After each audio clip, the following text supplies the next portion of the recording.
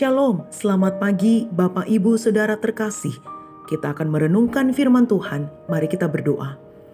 Bapa, kami mengucap syukur kepadamu untuk nafas hidup yang masih Tuhan Yesus berikan bagi kami di hari ini. Kami akan merenungkan firman-Mu, berkatilah setiap kami. Terpujilah Engkau Tuhan, di dalam nama Yesus kami berdoa. Amin. Bapak Ibu Saudara yang terkasih di dalam Tuhan, dalam Kejadian 34 dalam ayat 1 dan 2 menceritakan tentang anak dari Yakub dan Lea yang bernama Dina mengunjungi perempuan yang ada di negeri itu. Ketika Dina dilihat oleh anak Raja Hemor, orang Hewi yaitu Sikem, lalu Dina dilarikannya dan diperkosanya. Ayat 3 dan 4. Dari kejadian itu Sikem rupanya jatuh cinta kepada Dina. Dan Sikem memohon kepada raja, yaitu ayahnya, untuk meminta kepada Yakub supaya Dina menjadi istrinya. Ayat 7 sampai ayat ke-13. Ketika Sikem berbicara kepada keluarga Yakub, raja menawarkan banyak hal kepada Yakub dan keluarganya. Biarlah kiranya aku mendapatkan kasih-Mu, aku akan memberikan apa yang kamu minta. Tetapi berilah gadis itu kepadaku menjadi istriku. Bahkan uang mahar dan harta rela ku berikan. Ayat 14-25 menceritakan bahwa anak-anak Yakub tidak menginginkan tawaran mereka, tetapi mereka memberikan satu syarat saja. Apa itu?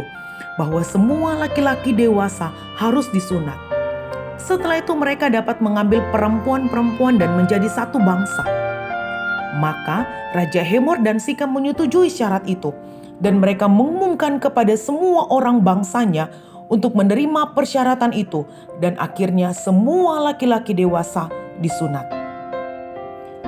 Setelah disunat dalam ayat 25 berkata, pada hari ketiga ketika mereka sedang menderita kesakitan, datanglah dua orang anak Yakub, Simeon dan Lewi, kakak dari Dina.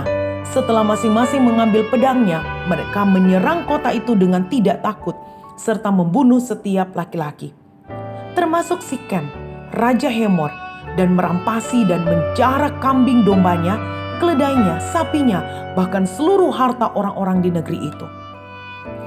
Jemaat yang dikasihi oleh Tuhan, Simeon dan Yakub membuat persyaratan itu hanya untuk membalas dendam karena adik mereka Dina yang dicemari atau diperkosa. Kisah yang sangat sadis, bukan? Mengapa sadis? Karena dosa satu orang membuat semua orang menjadi korban, dibunuh dan dibantai habis-habisan. Bapak, Ibu, Saudara yang terkasih dalam Tuhan, dalam pasal 34 ini kita belajar bahwa tidak boleh bermain-main dengan dosa karena akan berakibat fatal. Akibat dosa akan menjalar kepada orang-orang di sekitar kita dan tidak akan berhenti. Konsekuensi dosa harus ditanggung oleh pembuat dosa itu. Maka marilah hidup benar di hadapan Allah. Teruslah berdoa dan membangun hubungan yang dekat dengan Tuhan, supaya hikmat dan bijak menjadi bagian kita dan kita tidak mudah jatuh di dalam dosa. Teruslah hidup di dalam kasih Tuhan, karena kasih Tuhan membuat saya dan saudara tidak mudah jatuh di dalam dosa. Amin.